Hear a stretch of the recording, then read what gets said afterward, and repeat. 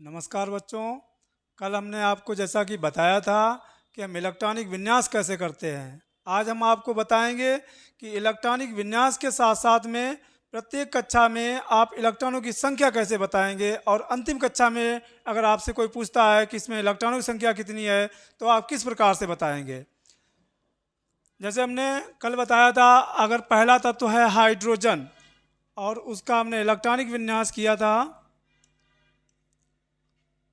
1s1। अब अगर इसमें आपको ये बताना है कि इसकी अंतिम कक्षा में इलेक्ट्रॉनों की संख्या कितनी है, तो इसमें एक ही कक्षा है और उसमें इलेक्ट्रॉनों की संख्या एक है, तो हम क्या कहेंगे कि हाइड्रोजन की अंतिम कक्षा में इलेक्ट्रॉनों की संख्या एक है।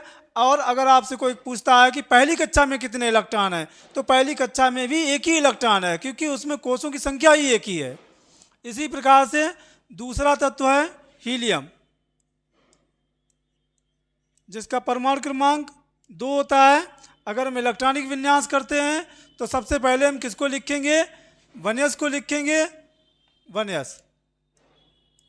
और यस में हम अधिकतम कितने इलेक्ट्रॉन रख सकते हैं, 2 इलेक्ट्रॉन रख सकते हैं। और यहाँ पर परमाणु क्रमांक भी हमारा 2 है, तो हम क्या करेंगे, इसमें 2 इलेक्ट्रॉन रख देंगे, क्योंकि परमाणु क्रमांक बराबर इलेक्ट्रॉनों की संख्या होती है। अब इसके बाद में इसमें भी अंतिम कक्षा में इलेक्ट्रॉनों की संख्या कितनी है, ऊपर देखेंगे कितनी है, 2 है, तो हमने रख दिया 2। अब हीलियम के अंतिम कक्षा में इलेक्ट्रॉनों की संख्या भी कितनी है, 2 है। इसके बाद में लिथियम Li3, इसका भी इलेक्ट्रॉनिक विन्यास करेंगे। सबसे पहले 1s2 और उसके बाद में 1s2 करने के बाद में अभी हमें 3 करना है, तो 1s2 करने के बाद में क्या करेंगे, हम अगली लाइन में फिर बढ़ेंगे, तो हमें नई लाइन से हम क्या लेंगे, 2s1। अब इसकी पहली कक्षा में यहाँ 1 लिखा है, इसके अलावा हम अगर देखेंगे नीचे सामने वाली संख्याएं देखेंगे, ऊपर वाले इलेक्ट्रॉन नहीं देखेंगे, सामने वाली संख्या देखेंगे कि यहाँ पर 1 लिखा है, इसके अलावा भी क्या आगे 1 लिखा है, नहीं लिखा है, तो हम इतने में ही लाइन कर लेंगे। अब इसमें इलेक्ट्रॉनों की संख्या कितनी है, 2। इसके बाद में यहाँ पर 2 लिखा है, इसके आगे क्या 2 लिखा है, नहीं लिखा है, तो हम इतने में लाइन कर देंगे यहाँ पर, और हम देखेंगे इसमें इलेक्ट्रॉनों की संख्या कितनी है, 1 है। तो अब आपसे अगर कोई पूछे कि लिथियम के अंतिम कक्षा में इलेक्ट्रॉनों की संख्या कितनी है, तो हम क्या बताएंगे, इसके अंतिम कक्षा में इलेक्ट्रॉनों की संख्या 1 है। इसके बाद में लिथियम के बाद में अगला तत्व है बेरिलियम Ve4।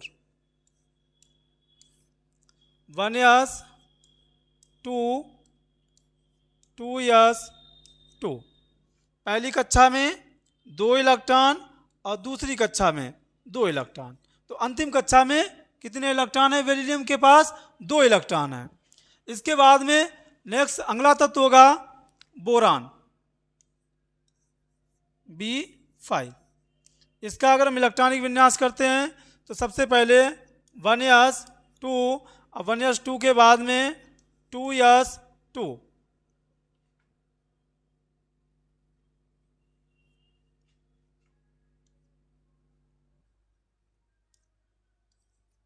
2s2 हमें 5 करना है, क्योंकि बोरान का परमाणु क्रमांक कितना है, 5 है, लेकिन यहाँ पर अभी इलेक्ट्रॉनों की संख्या 4 ही हुई है, तो हम अगली लाइन में आगे बढ़ जाएंगे, 2s के बाद में 2p में आएंगे। किस में आएंगे, 2s के बाद में 2p में, तो 2p को लिख देते हैं यहाँ पे, 2p।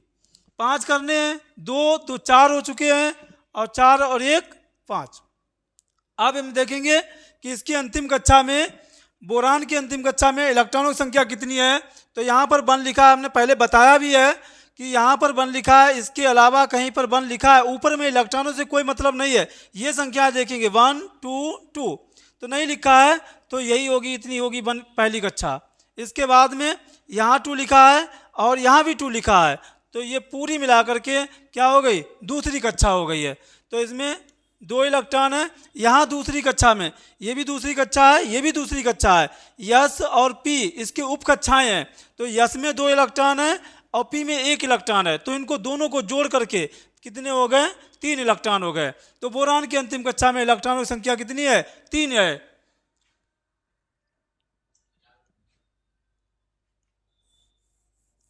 अरे देखो,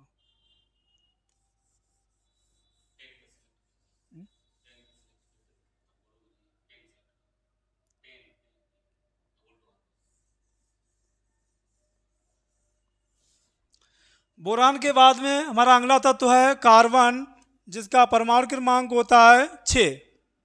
अब हम इसका इलेक्ट्रॉनिक विन्यास कैसे करते हैं, तो हम बता चुके हैं कि सबसे पहले क्या लिखेंगे, 1s लिखेंगे। क्या लिखेंगे, 1s, 1s 2 कर दिया।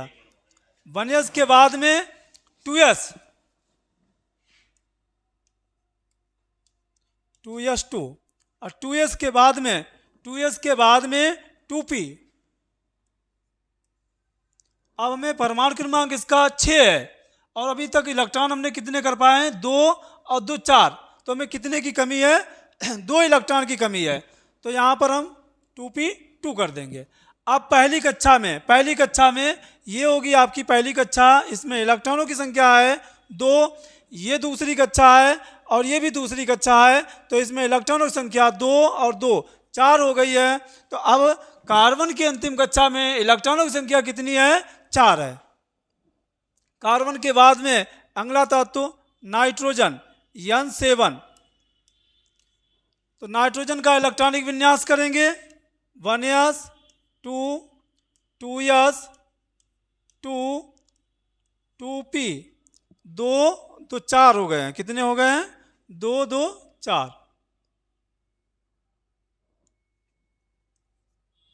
2 तो 4 हो चुके हैं। अब हमें नाइट्रोजन के परमाणु क्रमांक 7 है, कितना है 7, तो अंतिम कक्षा में हमें इलेक्ट्रॉनों की संख्या भी अंतिम कक्षा में अब हम इलेक्ट्रॉन कैसे निकालेंगे,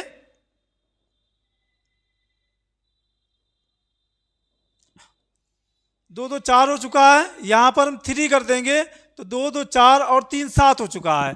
अब अंतिम कक्षा में इलेक्ट्रॉनों की संख्या, पहली कक्षा में इलेक्ट्रॉनों की संख्या 2 होगी, ये दूसरी कक्षा है, ये भी दूसरी कक्षा है, तो यहाँ पर अगर हम देखते हैं तो इलेक्ट्रॉनों की संख्या दोनों की जोड़ देंगे हम, 3 और 2 5, तो अंतिम कक्षा में इलेक्ट्रॉनों की संख्या आपकी 5 आ जाएगी। कितनी आ जाएगी, 5। अब नाइट्रोजन के बाद में ऑक्सीजन, ऑक्सीजन का परमाणु क्रमांक 8 होता है। इलेक्ट्रॉनिक विन्यास फिर से हम करेंगे तो 1s 2, 1s के बाद में क्या आएगा, टेबल से देखते हैं, 2s, 2s के बाद में 2p। कितना करना है, 8 करने हैं, तो 2 2 4 हो चुके हैं, कितने कम है 4, तो हम क्या कर देंगे 2p4 कर देंगे। क्या कर देंगे 2p4। अब फिर देखो, अब हम ऑक्सीजन के अंतिम कक्षा में इलेक्ट्रॉनों की संख्या कैसे निकालेंगे, तो यहाँ पर ऑक्सीजन के पहली कक्षा में इलेक्ट्रॉनों की संख्या 2 है, ये दूसरी कक्षा होगी पूरी मिला करके, तो 2 और 4 कितने इलेक्ट्रॉन हो गए हैं, 6 इलेक्ट्रॉन हो गए हैं। तो ऑक्सीजन के अंतिम कक्षा में इलेक्ट्रॉनों की संख्या 6 होती है। कितनी होती है, 6। अब इसके बाद में अगला तत्व है fluorine, F9, 1s 2, 2s 2, 2p। 9 करना है, 2 2 4 हो चुके हैं, कितने कम है 5। यहाँ पर फ्लोरीन के पहली कक्षा में इलेक्ट्रॉनों की संख्या 2 है और ये दूसरी कक्षा है पूरी मिला करके, तो यहाँ 5 और 2 7 इलेक्ट्रॉन है। कितने इलेक्ट्रॉन है, 7।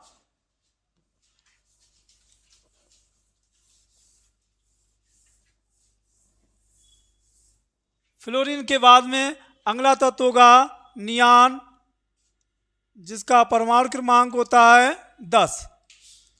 इसका भी अगर हम इलेक्ट्रॉनिक विन्यास करेंगे तो सबसे पहले क्या होगा, 1s 2, 2s 2, 2p।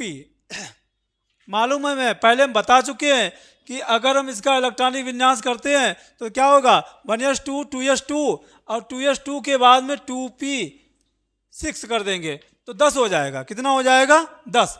पहली कक्षा में अब इलेक्ट्रॉनों की संख्या 2 और दूसरी कक्षा में इलेक्ट्रॉनों की संख्या 8 हो गई है। कितनी हो गई है, 8। अब देखो बच्चों, जिसके अंतिम कक्षा में इलेक्ट्रॉनों की संख्या 8 हो जाती है वो तत्व अक्रिय हो जाता है, हीलियम को छोड़ करके। हीलियम के अंतिम कक्षा में 2 ही इलेक्ट्रॉन होते हैं, फिर भी उसे अक्रिय माना जाता है क्योंकि वो 2n² नियम का पालन करता है, इसके आधार पर हम उसको अक्रिय कर देते हैं।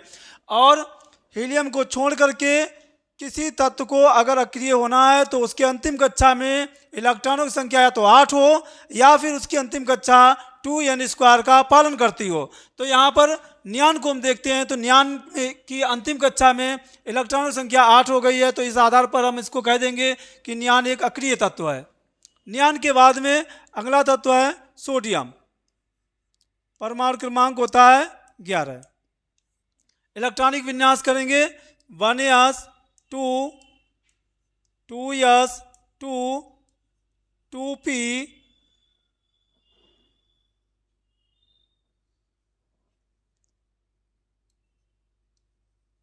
2p6। क्या 11 हो गया है? नहीं हुआ है। अब हम क्या करेंगे, हमें मालूम है कि हम पी में 6 से ज़्यादा इलेक्ट्रॉन नहीं रख सकते हैं, तो हम 2p के बाद में आगे बढ़ जाएंगे। अब आगे बढ़ जाएंगे तो 2p वाली लाइन में आगे हमें क्या मिलेगा, 3s मिलेगा। और हमें 11 करने हैं, तो अभी 2 2 4 और 6 10 और 1 11। पहली कक्षा में इलेक्ट्रॉनों की संख्या 2, यहाँ पर 2 लिखा है और इसके बाद में यहाँ पे 2 लिखा है, और कहीं 2 लिखा है नहीं लिखा है, तो आपकी दूसरी कक्षा ये हो जाएगी और दूसरी कक्षा में इलेक्ट्रॉनों की संख्या हो जाएगी 6 और 2 8, और अंतिम कक्षा में इलेक्ट्रॉनों की संख्या 1।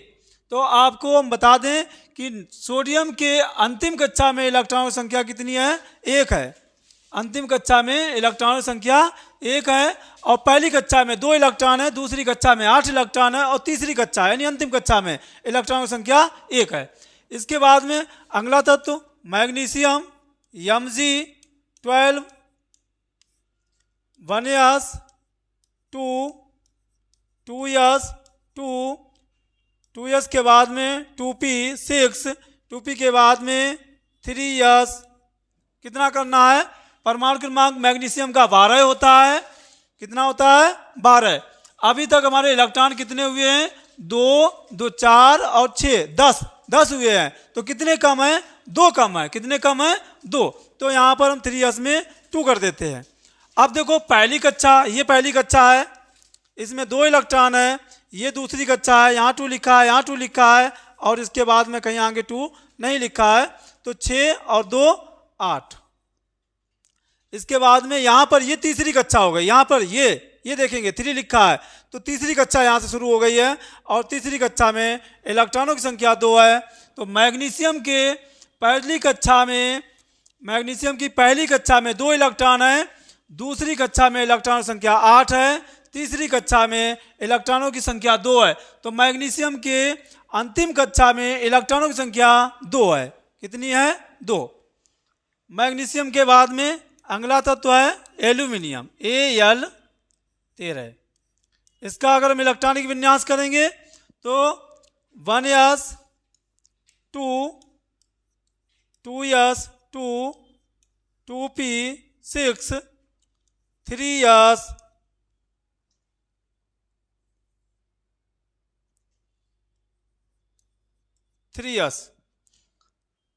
3s2 कर देंगे, क्योंकि हम s में 2 से ज़्यादा इलेक्ट्रॉन नहीं रख सकते हैं।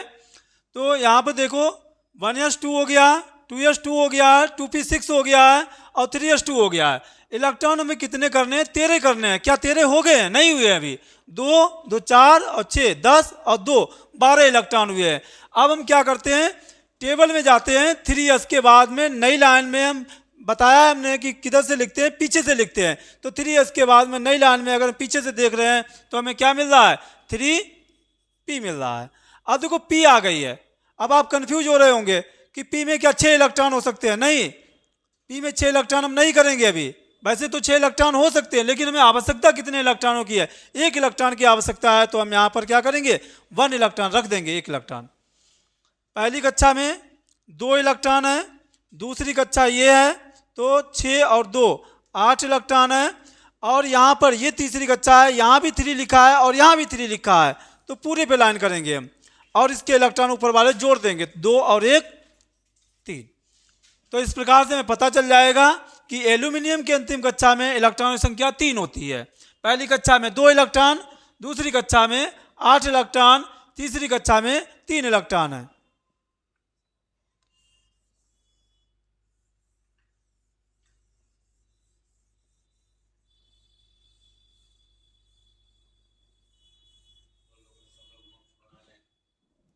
इसके बाद में एल्यूमिनियम के बाद में अगला तत्व है सिलिकॉन या साई, जिसका परमाणु क्रमांक होता है 14।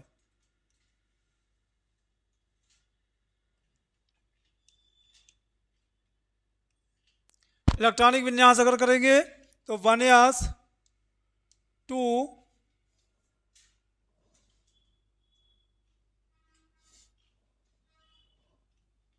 1s 2 2s 2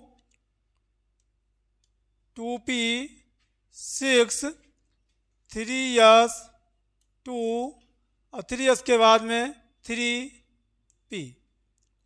2 2 4 और 6 10 10 और 2 12 और में 14 करना है, तो यहाँ पर हम p में कितने कर देंगे? 2 कर देंगे। आप देखो, अब हम बताएंगे कैसे हम इसकी अंतिम कक्षा में इलेक्ट्रॉन संख्या निकालेंगे।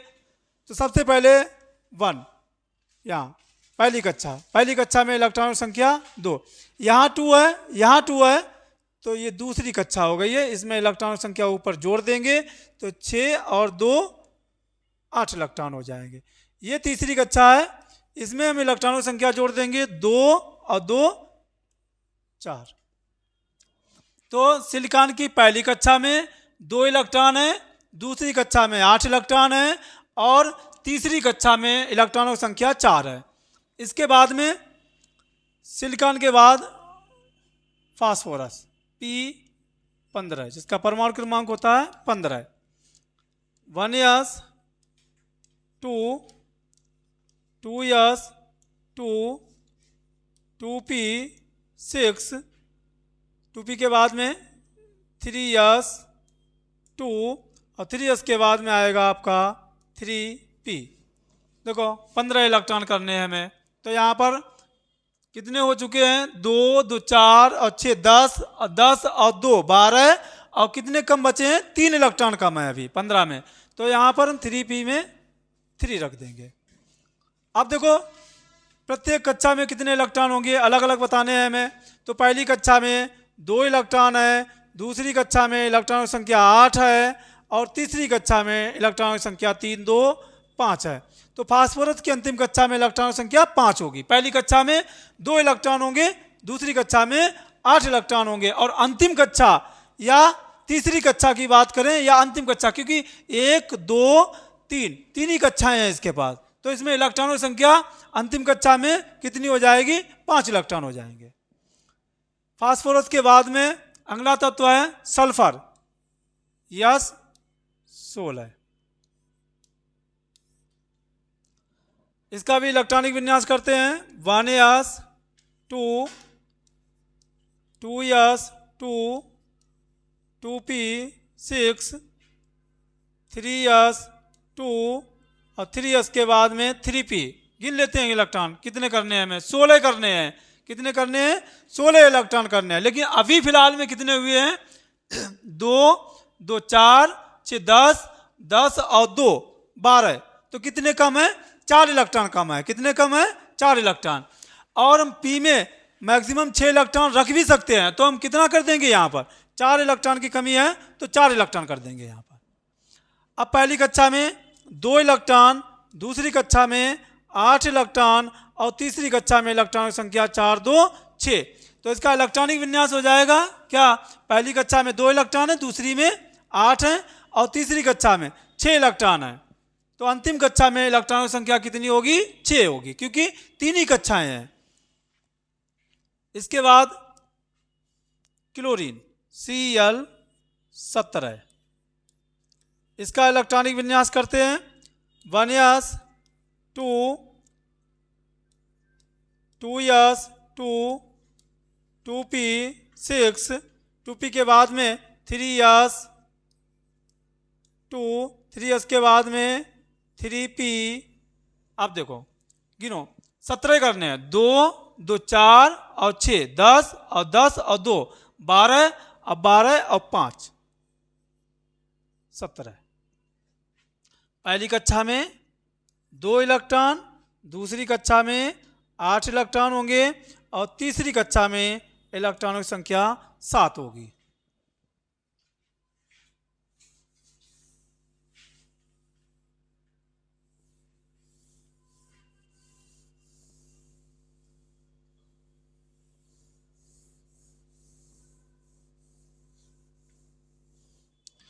क्लोरीन के बाद में आर्गन Ar18।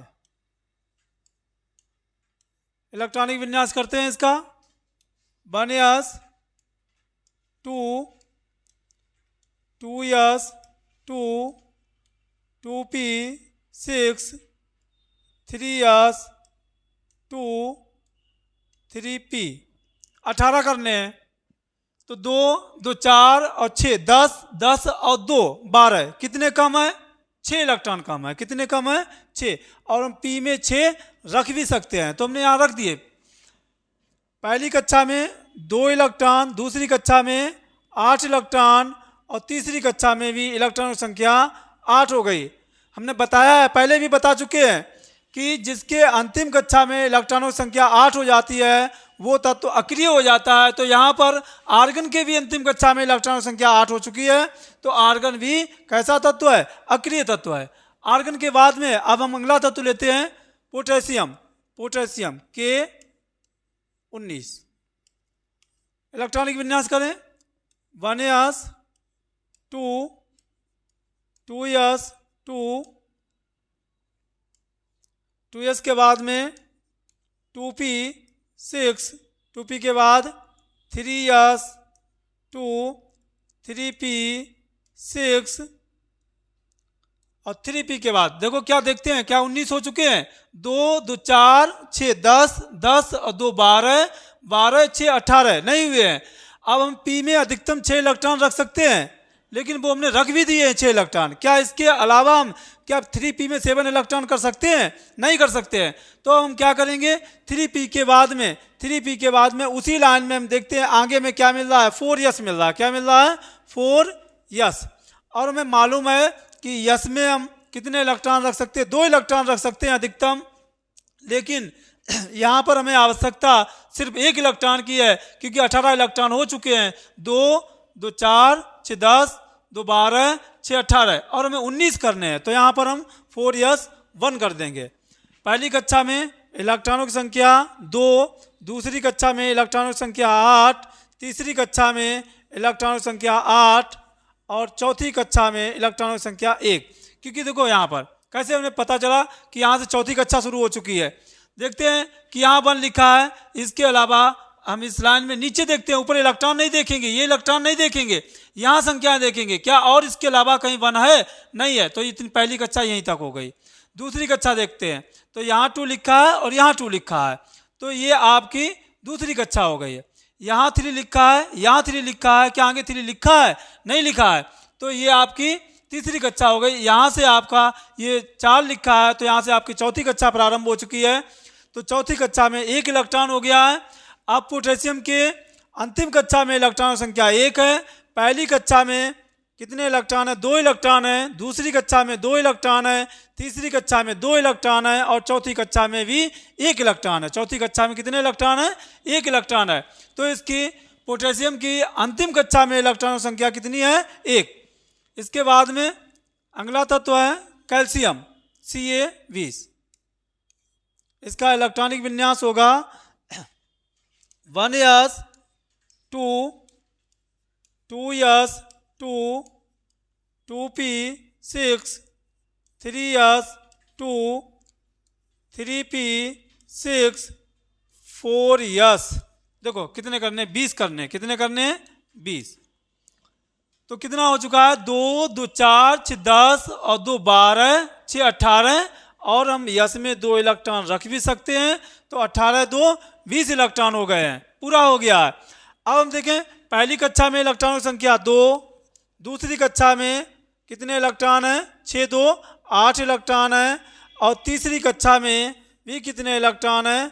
6 और 2 8 इलेक्ट्रॉन है। इसके बाद में अंतिम कक्षा में इलेक्ट्रॉनों की संख्या कितनी है? चौथी कक्षा में 2 इलेक्ट्रॉन है। तो पहली कक्षा में इलेक्ट्रॉन की संख्या 2, दूसरी कक्षा में 8, तीसरी कक्षा में 8 और चौथी कक्षा में 2, तो आप कहेंगे कि अंतिम कक्षा में कितने इलेक्ट्रॉन हैं? तो कितने इलेक्ट्रॉन हैं? 2 इलेक्ट्रॉन हैं।